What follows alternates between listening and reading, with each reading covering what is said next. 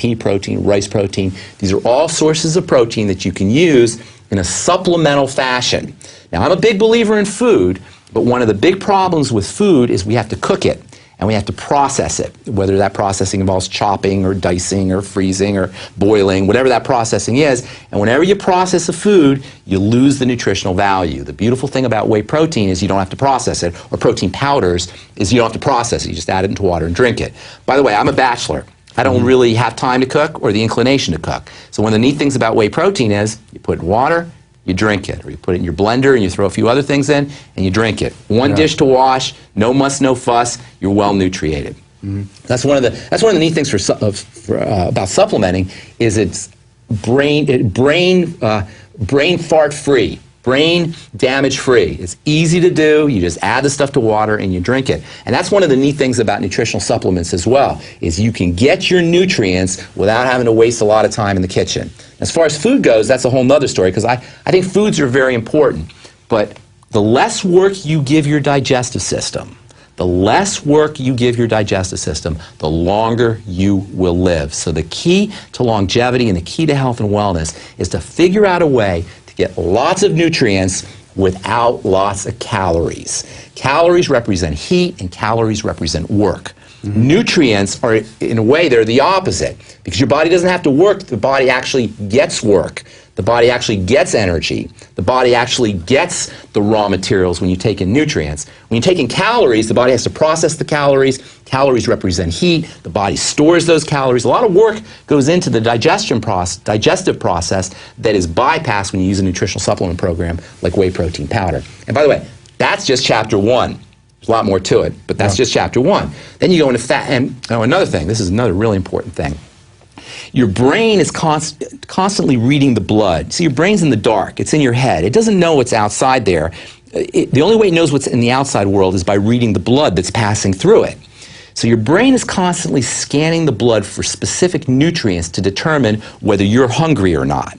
And when it sees those nutrients, those specific nutrients, it sends the message, hey, we don't need to eat.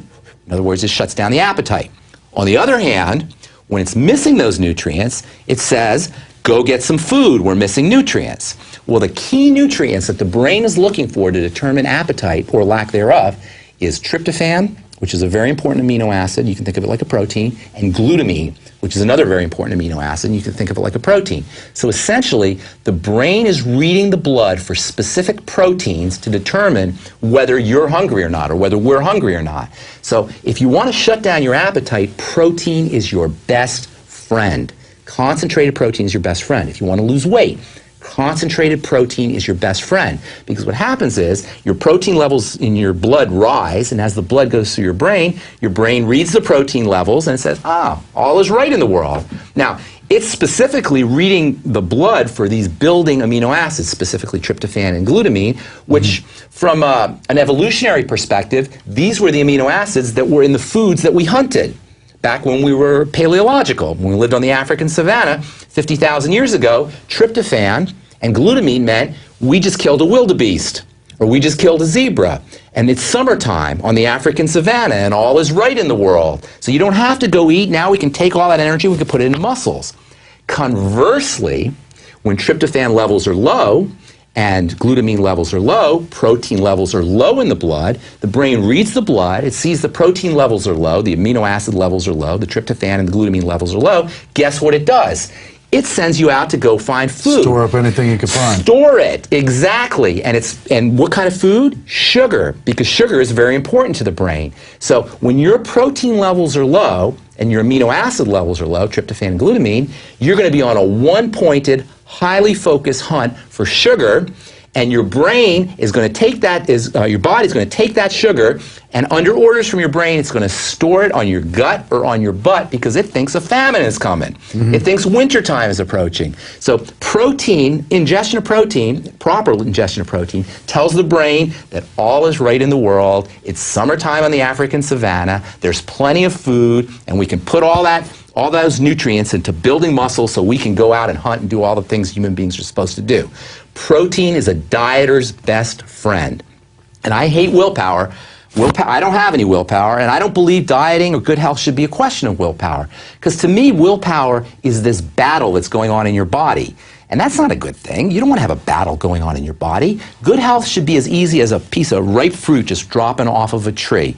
And when you give yourself high protein, when you give yourself concentrated amounts of protein, 0.5 gram to a gram per pound of body weight, you'll find that your sugar cravings just naturally go away. If you don't have enough protein and somebody puts sugar in front of you, you can have all the willpower you want, you're going to have a tough time turning that sugar down. You'll be like, my diet starts tomorrow. And that's what most people do. But if you go to your party where there's going to be the birthday cake or the cherry pie, you go load it up on protein, it's going to be much easier to withstand the cravings and the urges and the drives, which are really hardwired in your interest. Your brain is in the dark. It doesn't know it's in the year 2011 in Austin, Texas. It thinks it's on the African savannah 50,000 years ago. So you have to give the brain what it needs in order to be happy on the African savannah 50,000 years ago. So protein is chapter 1. Can I go on to continue? Let's do it. Okay. Chapter 2 is fats. And just like protein is a dieter's best friend because it'll get you off the sugar, fat is a dieter's second best friend because it'll get you off the bad fat. The good fat will get you off the bad fat.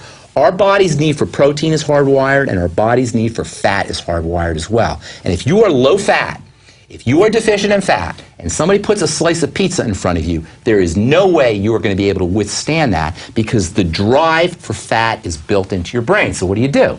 You get yourself essential fatty acids. In nutrition, whenever you hear that word essential, that means your body can't make it, it has to come in from the outside. And there are 2 fatty acids, you can just think of them for simplicity's sake as fats. There are 2 types of fats that are said to be essential because our body can't make it, your body needs it, but it has to come from the outside. If you don't have enough essential fatty acids, whatever fat is sitting in front of you, you're going to go for it because your body's need for fat, like your body's need for protein, is hardwired. So if you want to get off the sugar, you go for the protein. If you want to get off the pizza, or you want to get off the french fries or the fat, go for essential fatty acids. Now, essential fatty acids, the role in the body is tremendously, tremendously important. But one of the most important places where essential fatty acids play a role is they get converted into something called master hormones. And master hormones are hormones that regulate all of the other hormones. They're transcendent to all of your other hormones, and they come directly from essential fatty acids. Without essential fatty acids, you cannot make those master hormones. Master hormones regulate all the opening and closing of your body, all the opening and closing of blood vessels, nerves firing or not firing. Any kind of dynamic movement in the body is regulated by these master hormones, which in turn come from essential fatty acids. There are many Americans who go cradle to grave without enough essential fatty acids because they're so difficult to find from food. Yeah. If you're not supplementing, you're not getting them. You can almost one-to-one treat your fat cravings as deficiencies in essential fatty acids. So getting yourself on a good essential fatty acid is unbelievably important. There's 2 ways to do it. You can do it in liquid fashion. There's many brands of liquid. Or the easy way to do it is capsules, like the Youngevity product, the Ultimate EF